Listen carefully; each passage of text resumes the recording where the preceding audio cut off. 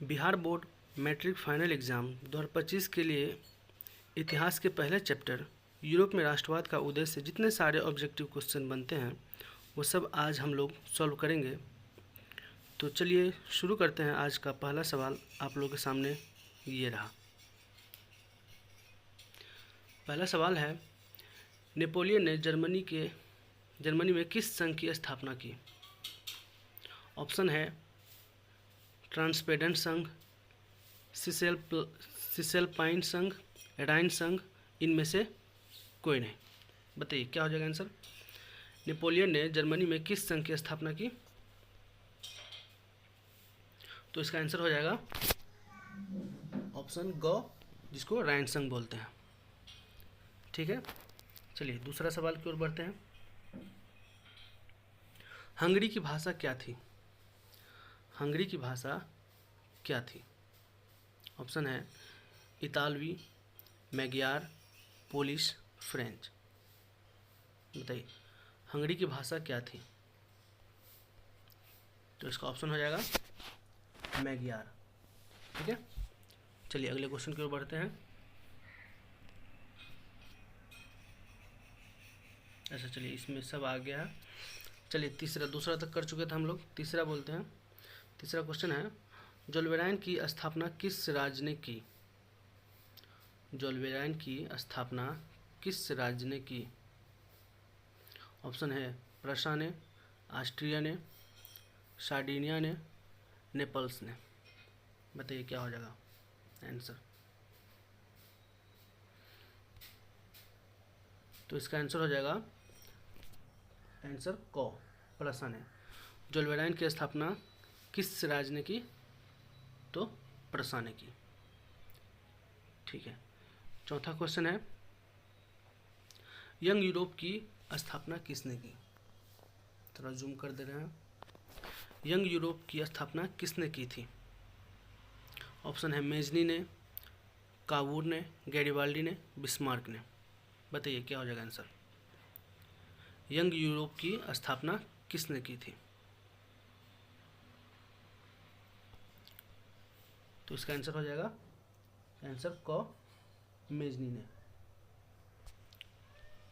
चलिए आज का अगला सवाल, पांचवा, यूनान के स्वतंत्रता संग्राम में किसकी पराजय हुई? यूनान के स्वतंत्रता संग्राम में किसकी पराजय हुई?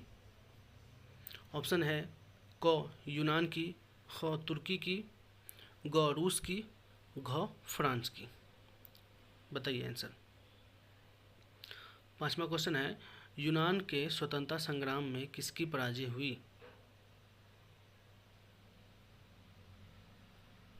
तो इसका क्या आंसर हो जाएगा? आंसर ख, तुर्की की पराजय हुई। चलिए अगला सवाल, फ्रेंड्स ऑफ इटली नामक संस्था का गठन किसने किया था? फ्रेंड्स ऑफ इटली नामक संस्था का गठन किसने किया था? ऑप्शन है जियोबर्टी ने, चार्ल्स एल्बर्ट ने, विक्टर एमेनुअल ने, मेजनी ने। बताइए क्या हो जाएगा आंसर छठा का। फ्रेंड्स ऑफ इटली नामक संस्था का गठन किसने किया था?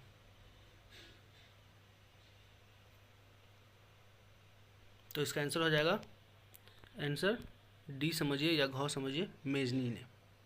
फ्रेंड्स ऑफ इटली नामक संस्था का गठन किसने किया था? तो मेजनी ने। चलिए अगला सवाल की ओर बढ़ते हैं। फ्रैंकफर्ट की संधि किस वर्ष हुई थी?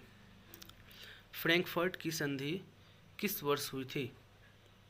ऑप्शन क है 1864 में, ऑप्शन ख 1866 में, ऑप्शन ग 1870 में, ऑप्शन घ 1871 में।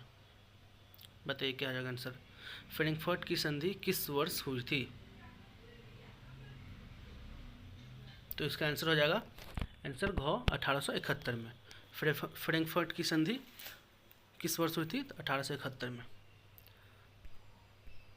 अगला क्वेश्चन है 8वां नंबर, 1830 की क्रांति के बाद फ्रांस में किस प्रकार का शासन स्थापित हुआ? 1830 की क्रांति के बाद फ्रांस में किस प्रकार का शासन स्थापित हुआ? ऑप्शन है संघीय शासन व्यवस्था, संवैधानिक राजतंत्र, निरंकुश राजतंत्र और आखिरी गणराज्य।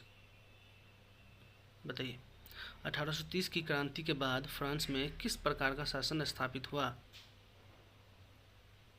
तो 8 का आंसर क्या हो जाएगा?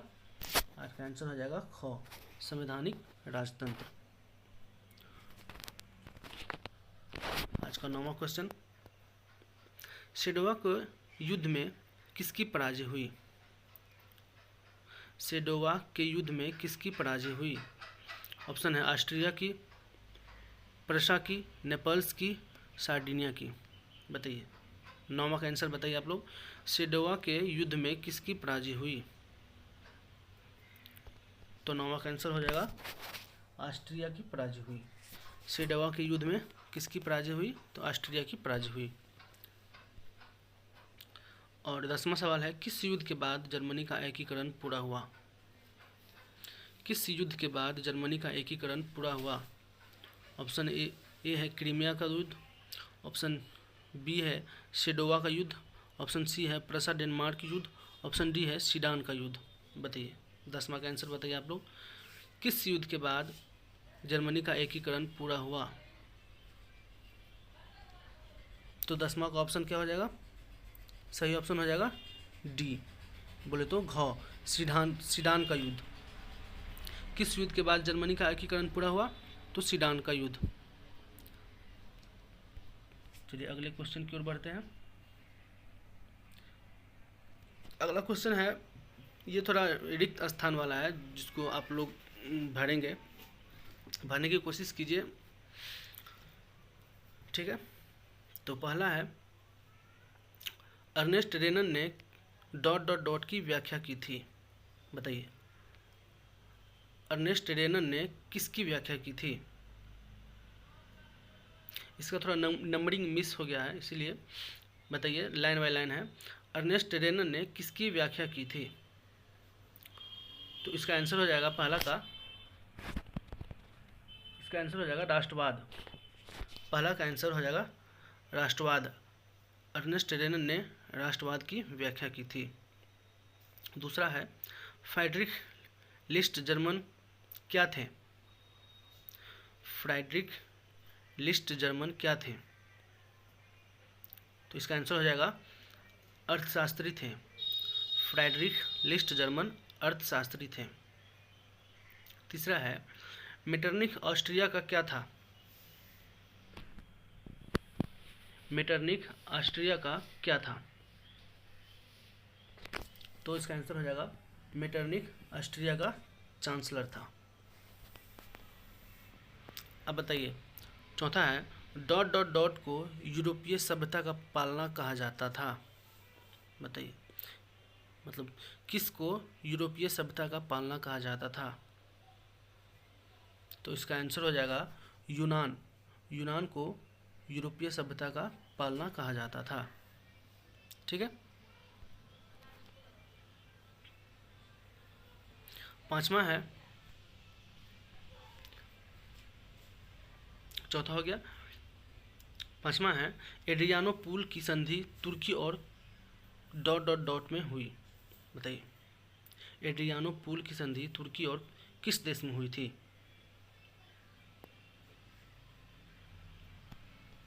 तो इसका आंसर हो जाएगा रूस। एड्रियानोपुल की संधि तुर्की और रूस में हुई थी, ठीक है। छठा आज का, यंग इटली की स्थापना किसने की थी? बताइए ये सब बहुत इंपॉर्टेंट क्वेश्चन है, एग्जाम में हूबहू देखने को मिलेगा। यंग इटली की स्थापना किसने की थी? तो मेजनी ने की थी, ठीक है। यंग इटली की स्थापना मेजनी ने की थी। और अगला सवाल है, लाल कुर्ती वालों का गठन किसने किया? लाल कुर्ती वालों का गठन किसने किया? बताइए लाल कुर्ती वालों का गठन किसने किया? तो इसका आंसर हो जाएगा गैरिबाल्डी ने, ठीक है। आठवां सवाल है, मेटरनिख का पतन वर्ष किस वर्ष में हुआ? बताइए मेटरनिख का पतन किस वर्ष में हुआ? तो इसका आंसर हो जाएगा 1848 में। ठीक है। और अगला सवाल है, सेडोवा का युद्ध किस वर्ष में हुआ? बताइए, सेडोवा का युद्ध किस वर्ष में हुआ? तो इसका आंसर हो जाएगा 1866। यहाँ पे लिखने में थोड़ा दिक्कत है, 1866, और इसका हो जाएगा 1848। ठीक है। और आज का आखिरी सवाल है, जर्मनी के एकीकरण के बाद जर्मन सम्राट बना? बताइए, जर्मनी के एकीकरण के बाद जर्मन सम्राट कौन बना? तो इसका आंसर हो जाएगा, जर्मनी के एकीकरण के बाद जर्मन सम्राट विलियम प्रथम बना।